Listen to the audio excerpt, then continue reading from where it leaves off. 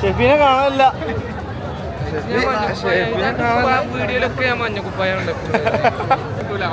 ഇവിടെ ഓടിക്കത്തെ തിരക്കാട്ടോ. ഷെഫീനെ കളഞ്ഞു. ഷെഫീനെ ഇങ്ങനെ പിടിക്കണോ? ഷെഫീനെ നോക്കട്ടെ. ഷെഫീനെ കൈ പിടിച്ചോ. Al Barsha team, Al Barsha fans, Jebel Ali fans, പിന്നെ അതിവിടെ ഫോട്ടോ എടുക്കണം. നല്ല തിരക്കുണ്ട് കേട്ടോ. ഇവിടെ ഈ ഒരു റംസാൻ സ്ട്രീറ്റ് എന്നൊരു ബോർഡ് ഒരു സംഭവം ഇങ്ങനെ വെച്ചിട്ടുണ്ട്. അപ്പോൾ അവിടെ പോയി ആൾക്കാർ ഫോട്ടോസ് എടുക്കുന്നതിൻ്റെ തിരക്കാണ്. പിന്നെ ഇതെന്താണ് ഇങ്ങനെ തിരക്ക് ഷെഫി? ഇതാ മറ്റേ ഐസ്ക്രീം കൊടുക്കുന്ന സംഭവം. ഇതാ മറ്റേ വൈറൽ ഐസ്ക്രീം ഫലൂദ.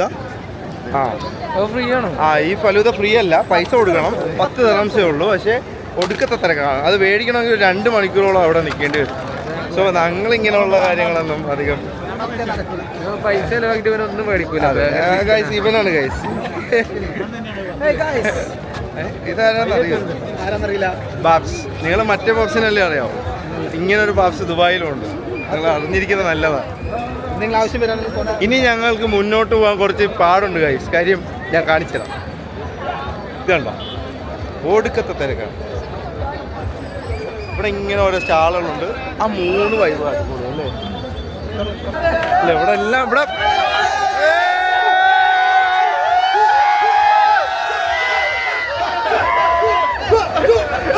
ഇവിടെ ഉള്ള എന്താ പറയുക, മലയാളികളല്ലാതെ വേറെ ഒരു സംഭവമില്ല. മലയാളീസിൻ്റെ ഒരു കൊച്ചല്ല വലിയ കേരളം എന്നൊന്നും പറയാനുള്ള കാര്യം എന്താ പറയുക, ഫുള്ള് മലയാളീസ്, ഒരു രക്ഷയില്ല. സൗണ്ട് ഉണ്ടാക്കി പിടിച്ച ആട്ടി. അയ്യോ ചീരാട്ടാ. ഇതാണ് ഗൈസ് കേരളം, കൊച്ചി കേരളം. നമ്മള് കേരളത്തിന്റെ പവറാണ് ഈ കാണുന്നത്.